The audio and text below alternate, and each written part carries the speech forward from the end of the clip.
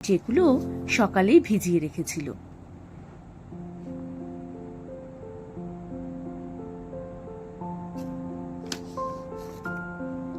ভালো করে নেড়ে চেড়ে কষিয়ে নিচ্ছে।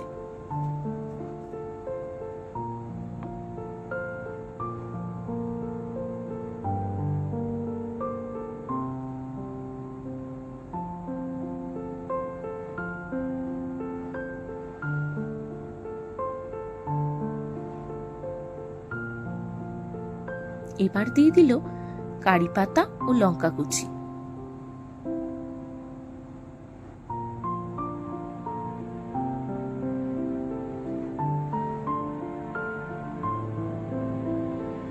এরপর অল্প নেড়ে চেড়ে দিয়ে দিচ্ছে সামান্য পরিমাণে আদা।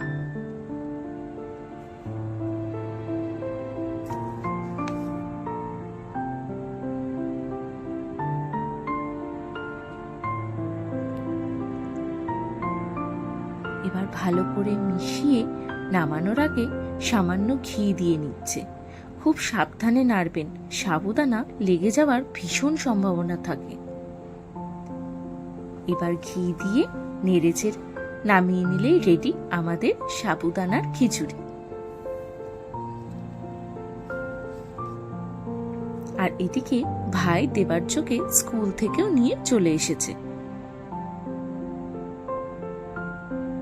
ছেলেটাকেও খাওয়ানো কমপ্লিট।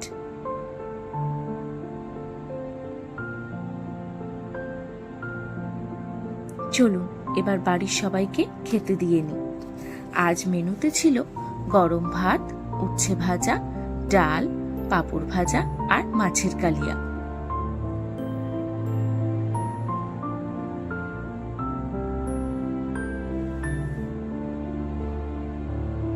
আর মা এদিকে আমাকে দিয়ে দিয়েছে প্রসাদ, বলছে আজকের দিনে একটু ফল খেতে হয়, খেয়ে নাও। আর এই যে আমার সাবুর খিচুড়ি, খেতে কিন্তু দারুণ হয়েছিল। Thank you Megha.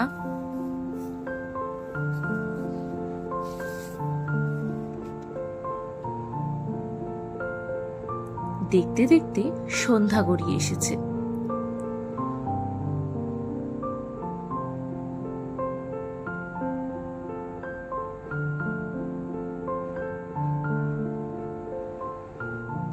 মেঘা আর ভাই যাচ্ছে পার্থ কাকুর কাছে, মানে মেঘার বাবার কাছে। জামাই ষষ্ঠী বলে কথা, তাই না?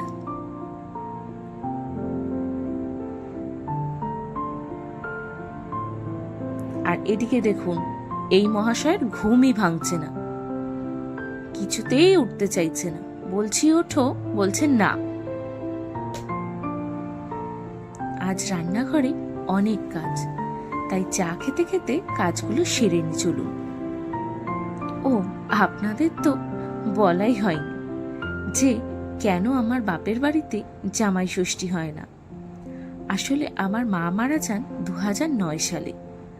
মা যেদিন চলে যান আমাদেরকে ছেড়ে, সেদিনের তিথি অনুযায়ী পড়েছিল জামাই ষষ্ঠী। তাই সেদিনের পর থেকে আর কোনোদিনই আমার বাপের বাড়িতে জামাই ষষ্ঠী হয়নি।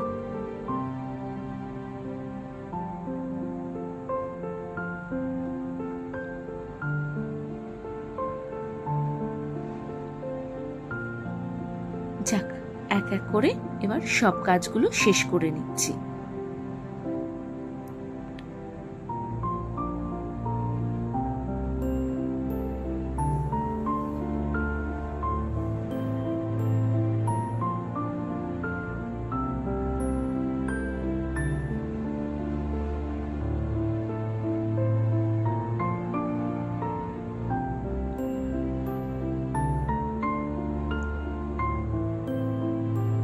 এবার ফ্রিজে না কিছু জলের বোতল ঢুকিয়ে নি।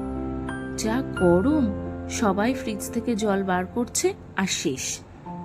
এই জন্য যখনই খালি বোতল দেখছি ভরে নিয়ে ফ্রিজে রেখে দিচ্ছি।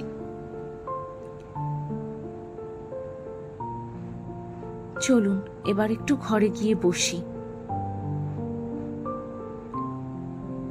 আর ঘরে চলছে জমিয়ে গল্প। আর কি হচ্ছে দেখুন, দেবার্যর গাড়ি সোফার নিচে চলে গেছে, আর সেটাকেই বার করার চলছে আপ্রাণ চেষ্টা।